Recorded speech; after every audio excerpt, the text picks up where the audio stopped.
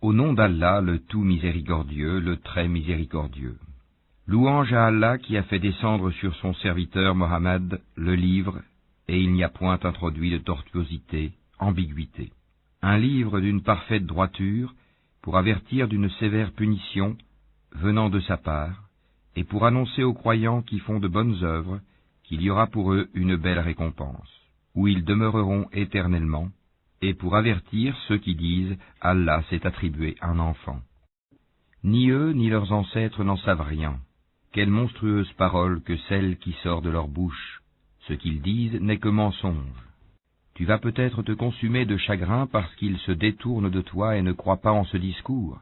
Nous avons placé ce qu'il y a sur la terre pour l'embellir, afin d'éprouver les hommes et afin de savoir qui d'entre eux sont les meilleurs dans leurs actions. Puis nous allons sûrement transformer sa surface en un sol aride. Penses-tu que les gens de la caverne et d'Ar-Rakim ont constitué une chose extraordinaire d'entre nos prodiges? Quand les jeunes gens se furent réfugiés dans la caverne, ils dirent « Ô notre Seigneur, donne-nous de ta part une miséricorde, et assure-nous la droiture dans tout ce qui nous concerne. » Alors nous avons assourdi leurs oreilles, dans la caverne, pendant de nombreuses années. Ensuite nous les avons ressuscités, afin de savoir lequel des deux groupes saurait le mieux calculer la durée exacte de leur séjour. Nous allons te raconter leur récit, en toute vérité. Ce sont des jeunes gens qui croyaient en leur Seigneur, et nous leur avons accordé les plus grands moyens de se diriger dans la bonne voie. Nous avons fortifié leur cœur lorsqu'ils s'étaient levés pour dire « Notre Seigneur est le Seigneur des cieux et de la terre, jamais nous n'invoquerons de divinité en dehors de lui, sans quoi nous transgresserions dans nos paroles. Voilà que nos concitoyens ont adopté en dehors de lui des divinités, que n'apporte-t-il sur elles une preuve évidente? Quel pire injuste, donc, que celui qui invente un mensonge contre Allah. Et quand vous vous serez séparés d'eux et de ce qu'ils adorent en dehors d'Allah, réfugiez-vous donc dans la caverne. Votre Seigneur répandra de sa miséricorde sur vous et disposera pour vous un adoucissement à votre sort. Tu aurais vu le soleil quand il se lève s'écarter de leur caverne vers la droite, et quand il se couche passer à leur gauche, tandis qu'eux-mêmes sont là dans une partie spacieuse de la caverne. Cela est une des merveilles d'Allah.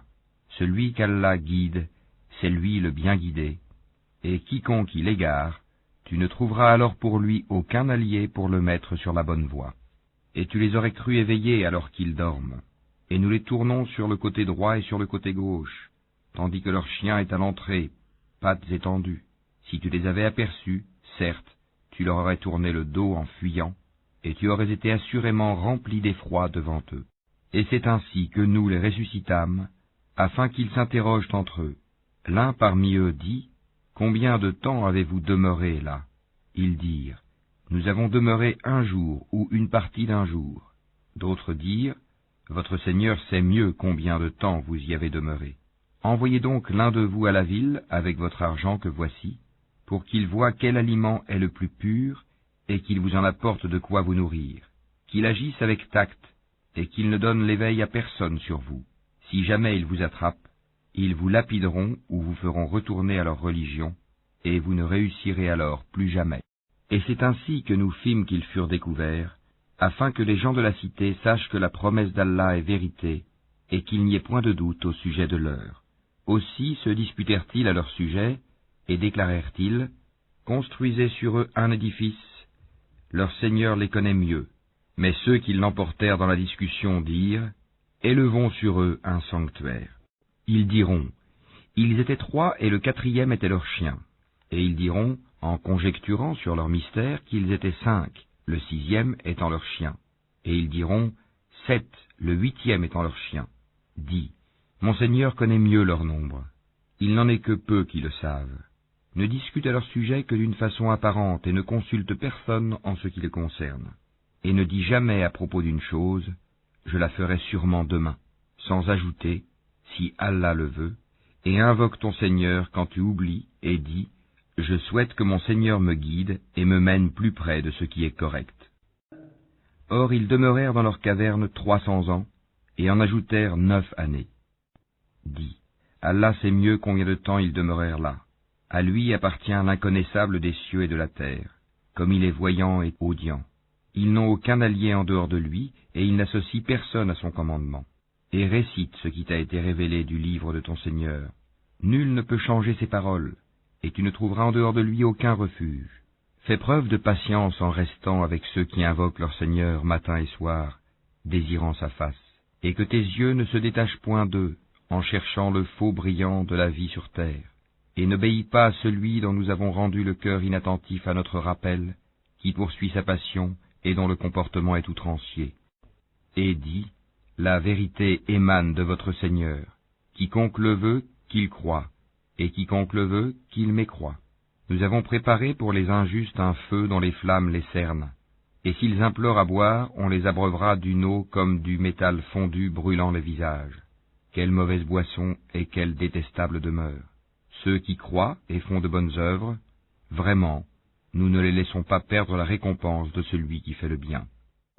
Voilà ceux qui auront les jardins du séjour éternel sous lesquels coulent les ruisseaux. Ils y seront parés de bracelets d'or et se vêtiront d'habits verts de soie fine et de brocart, accoudés sur des divans bien ornés. Quelle bonne récompense et quelle belle demeure. Donne-leur l'exemple de 2 hommes. À l'un d'eux, nous avons assigné 2 jardins de vignes que nous avons entourés de palmiers, et nous avons mis entre les 2 jardins des champs cultivés. Les 2 jardins produisaient leurs récoltes sans jamais manquer, et nous avons fait jaillir entre eux un ruisseau, et il avait des fruits, et dit alors à son compagnon avec qui il conversait, « Je possède plus de biens que toi, et je suis plus puissant que toi grâce à mon clan. » Il entra dans son jardin, coupable envers lui-même par sa mécréance. Il dit, « Je ne pense pas que ceci puisse jamais périr, et je ne pense pas que l'heure viendra. Et si on me ramène vers mon Seigneur, je trouverai certes meilleur lieu de retour que ce jardin. » Son compagnon lui dit, tout en conversant avec lui, « Serais-tu mécréant envers celui qui t'a créé de terre puis de sperme et enfin t'a façonné en homme? Quant à moi, c'est Allah qui est mon Seigneur, et je n'associe personne à mon Seigneur. En entrant dans ton jardin, que ne dis-tu, telle est la volonté et la grâce d'Allah? Il n'y a de puissance que par Allah. Si tu me vois moins pourvu que toi en biens et en enfants, il se peut que mon Seigneur bientôt me donne quelque chose de meilleur que ton jardin, qu'il envoie sur ce dernier du ciel quelque calamité et que son sol devienne glissant, ou que son eau tarisse de sorte que tu ne puisses plus la retrouver. » Et sa récolte fut détruite, et il se mit alors à se tordre les 2 mains à cause de ce qu'il y avait dépensé, cependant que ses treilles étaient complètement ravagées. Et il disait, « Que je souhaite n'avoir associé personne à mon Seigneur. » Il n'eut aucun groupe de gens pour le secourir contre la punition d'Allah, et il ne put se secourir lui-même. En l'occurrence, la souveraine protection appartient à Allah, le vrai. Il accorde la meilleure récompense et le meilleur résultat. Et propose-leur l'exemple de la vie ici-bas. Elle est semblable à une eau que nous faisons descendre du ciel. La végétation de la terre se mélange à elle, puis elle devient de l'herbe desséchée que les vents dispersent. Allah est certes puissant en toutes choses. Les biens et les enfants sont l'ornement de la vie de ce monde. Cependant, les bonnes œuvres qui persistent ont auprès de ton Seigneur une meilleure récompense et suscitent une belle espérance. Le jour où nous ferons marcher les montagnes et où tu verras la terre nivelée comme une plaine, et nous les rassemblerons sans en omettre un seul. Et ils seront présentés en rang devant ton Seigneur.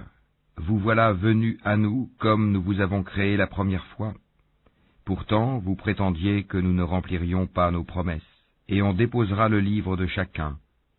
Alors tu verras les criminels, effrayés à cause de ce qu'il y a dedans, dire « Malheur à nous ! Qu'a donc ce livre à n'omettre de mentionner ni péché véniel, ni péché capital? » Et ils trouveront devant eux tout ce qu'ils ont œuvré, et ton Seigneur ne fait du tort à personne. Et lorsque nous dîmes aux anges, « Prosternez-vous devant Adam », ils se prosternèrent, excepté Iblis, Satan, qui était du nombre des djinns, et qui se révolta contre le commandement de son Seigneur. Allez-vous cependant le prendre, ainsi que sa descendance, pour allier en dehors de moi, alors qu'ils vous sont ennemis? Quel mauvais échange pour les injustes! Je ne les ai pas pris comme témoins de la création des cieux et de la terre, ni de la création de leur propre personne, et je n'ai pas pris comme aide ceux qui égarent. Et le jour où il dira « Appelez ceux que vous prétendiez être mes associés », ils les invoqueront, mais eux ne leur répondront pas. Nous aurons placé entre eux une vallée de perdition. Et les criminels verront le feu, ils seront alors convaincus qu'ils y tomberont, et n'en trouveront pas d'échappatoire. Et assurément, nous avons déployé pour les gens dans ce Coran toutes sortes d'exemples. L'homme cependant est de tous les êtres le plus grand disputeur. Qu'est-ce qui a donc empêché les gens de croire lorsque le guide leur est venu, ainsi que de demander pardon à leur Seigneur, si ce n'est qu'ils veulent subir le sort des anciens ou se trouver face à face avec le châtiment. Et nous n'envoyons des messagers que pour annoncer la bonne nouvelle et avertir, et ceux qui ont mécru disputent avec de faux arguments, afin d'infirmer la vérité, et prennent en raillerie mes versets, le Coran, ainsi que ce châtiment dont on les a avertis. Quel pire injuste que celui à qui on a rappelé les versets de son Seigneur, et qui en détourna le dos, en oubliant ce que ses deux mains ont commis. Nous avons placé des voiles sur leur cœur, de sorte qu'ils ne comprennent pas le Coran, et mis une lourdeur dans leurs oreilles. Même si tu les appelles vers la bonne voie, jamais ils ne pourront donc se guider. Et ton Seigneur est le pardonneur, le détenteur de la miséricorde. S'ils s'en prenaient à eux pour ce qu'ils ont acquis, il leur hâterait certes le châtiment, mais il y a pour eux un terme fixé pour l'accomplissement des menaces contre lequel ils ne trouveront aucun refuge. Et voilà les villes que nous avons fait périr quand leurs peuples commirent des injustices, et nous avons fixé un rendez-vous pour leur destruction. Rappelle-toi quand Moïse dit à son valet « Je n'arrêterai pas avant d'avoir atteint le confluent des deux mers, dussé-je marcher de longues années. » Puis, lorsque tous deux eurent atteint le confluent, ils oublièrent leurs poissons, qui prit alors librement son chemin dans la mer.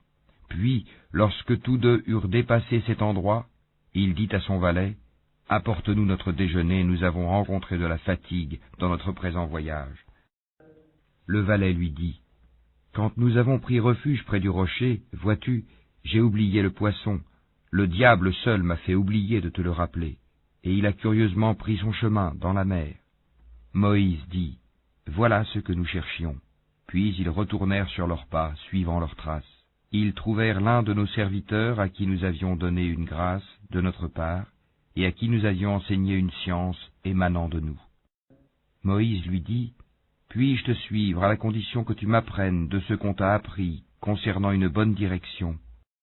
L'autre dit « Vraiment, tu ne pourras jamais être patient avec moi.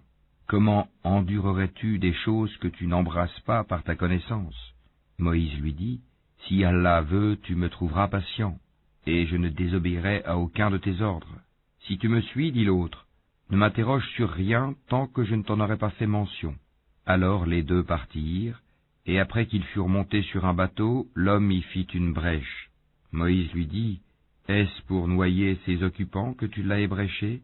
Tu as commis certes une chose monstrueuse. » L'autre répondit « N'ai-je pas dit que tu ne pourrais pas garder patience en ma compagnie? » « Ne t'en prends pas à moi, dit Moïse, pour un oubli de ma part, et ne m'impose pas de grandes difficultés dans mon affaire. » Puis ils partirent tous deux, et quand ils eurent rencontré un enfant, l'homme le tua.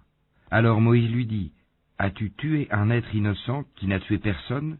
Tu as commis certes une chose affreuse. » L'autre lui dit « Ne t'ai-je pas dit que tu ne pourrais pas garder patience en ma compagnie?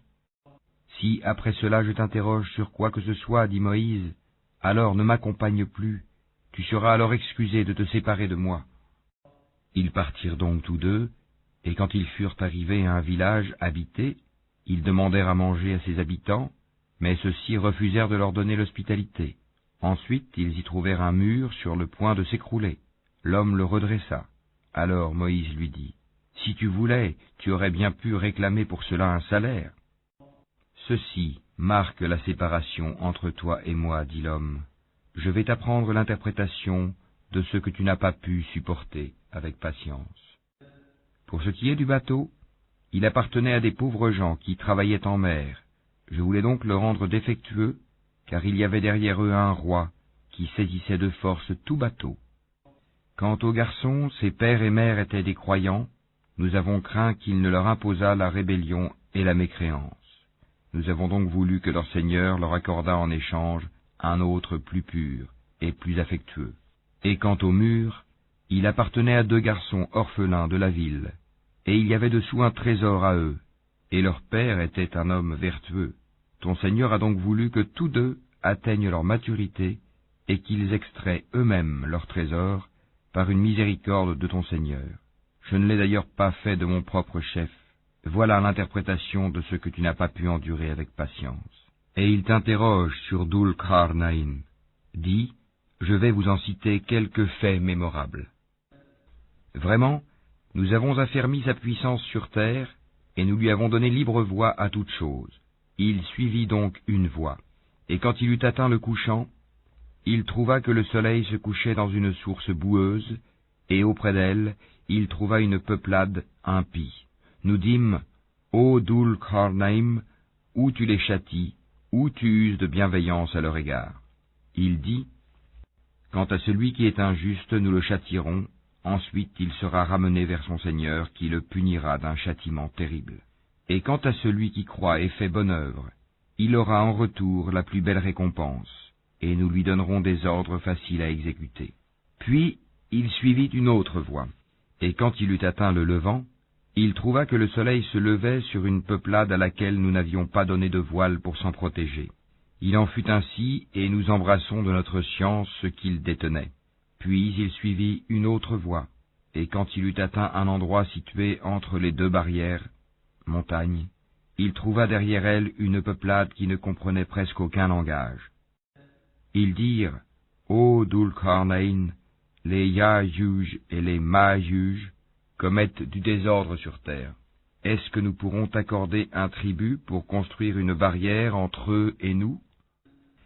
Il dit, ce que mon Seigneur m'a conféré vaut mieux que vos dons.